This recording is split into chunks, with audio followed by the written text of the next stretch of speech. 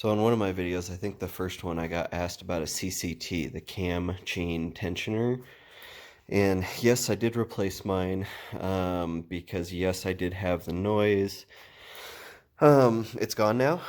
Seems to be going well. Like many of you, I watched a bunch of videos and made it way harder than it needs to be. I'm going to show you what I think is a pretty easy way.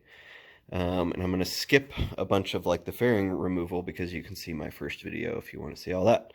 So I'm going to get the tank up and go from there. Seat off.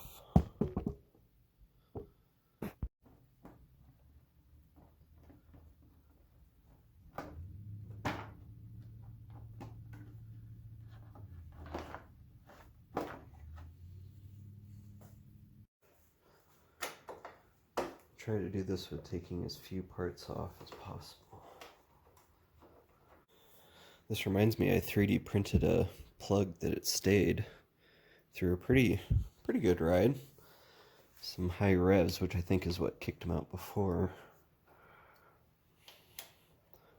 So, I don't know, maybe I'll do custom ones. Those are my initials right there. Okay, so instead of removing these fairing pieces here, you kind of got to pop it back and out like that. Same thing on this side, except for opposite, and it should let our gas tank. Mine is very heavy right now, I just filled up.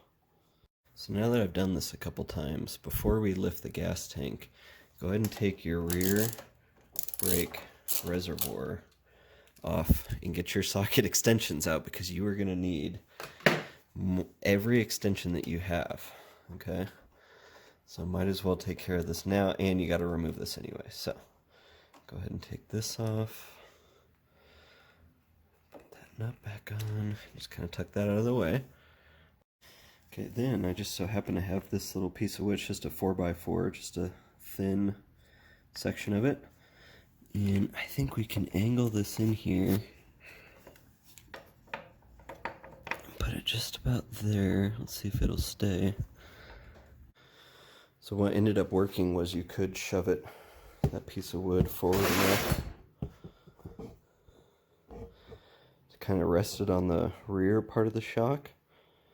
I mean the front part of the shock. And then as you lift it, you can kind of get underneath the tank and position that block as you set it down, and then just be sure to have your bungee ready to go. I ended up grabbing a too long one, so it's doubled over, but I guess that's twice as good. So anyway, okay, we're gonna pop the top of the airbox off. So it's this connection right here. Ooh, wood sliding a little bit. I'll jiggle it a little bit so it'll kind of slide forward. Can't slide any farther forward than that, so that's probably best practice. Slide that forward. Anyway, we're going to take the top of this off. I believe it was 10 plus the middle and this connector.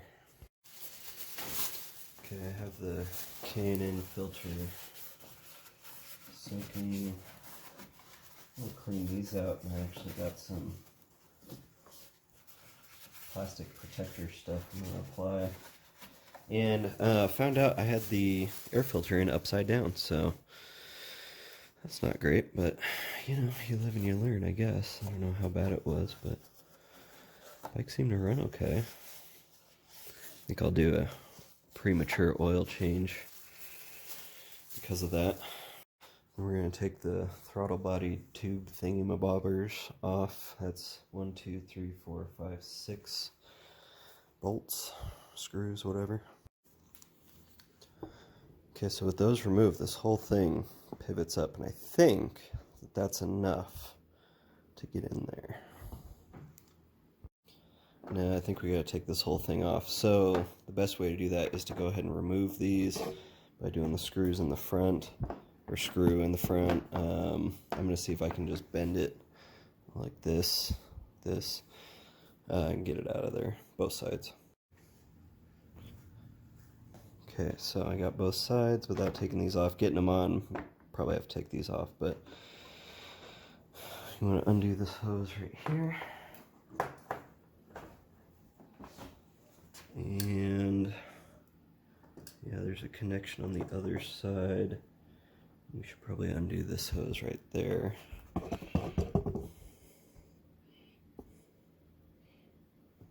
See that little tiny hose clamp? There's a hose right there. I could probably just pull it off here. This kind of wants to dip on me. I might clip that into place. Maybe it'll stay there. And there's this connection. And that should be good, actually. Let's just leave that in place, kind of hanging over to the side. This one you'll leave connected, and then there's another one, little one, down over here. Leave those connected. Now the final piece to getting it off is these 3 8mm bolts to get the injectors out of the way, which you should already still have on from taking off the brake reservoir. This one is a bit annoying. I think I did use a wrench on it last time, at least to get it started. Pretty easy after that. I'll just... This one's a little bit tucked in there too. I'll do that from the other side. I ended up just getting my other extension set out because when I'm telling you you'll need every single one, I'm not kidding.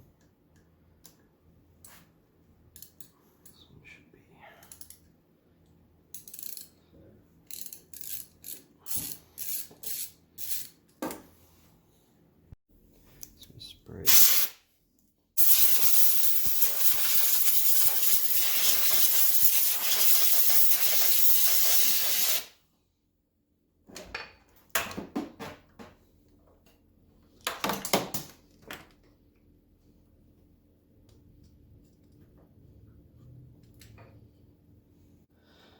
Okay, the gas tank did move quite a bit when I moved the injectors, but so just be careful. But now look how much room you got to get to that CCT. My fingers are on it right now. So there it is, right there, the CCT, the cam chain tensioner. You see I went with an ape, I think it is, that whatever it is, I think. Anyway, there's 2, I think those are 8mm bolts. You can't see the other one, it's at the bottom. So one's at the 12 o'clock position, one's at the 6 o'clock position. And you got to be able to get those 2 out. So interestingly enough, I was able to get my socket in there no problem. Sorry for the lighting. So if you kind of need to get it right on though. So if your combination of sockets won't do it, what I was going to suggest was you can actually unbolt this and go from way back here all the way forward to that bottom nut there. That's the tricky one normally, but this I was able to actually get, and I have gasket maker on there, so I don't want to actually take it off, but pretty easy to get to it with this method of taking off, you know, everything down to the throttle body. But really, I don't know, I don't think it takes very long. If you're following this as a guide with a reassembly, I think you could do it in under 2 hours. So anyway, that's my thought on the cam chain tensioner. Just do the little bit extra work, take it down to the injectors off, and it makes it super duper easy.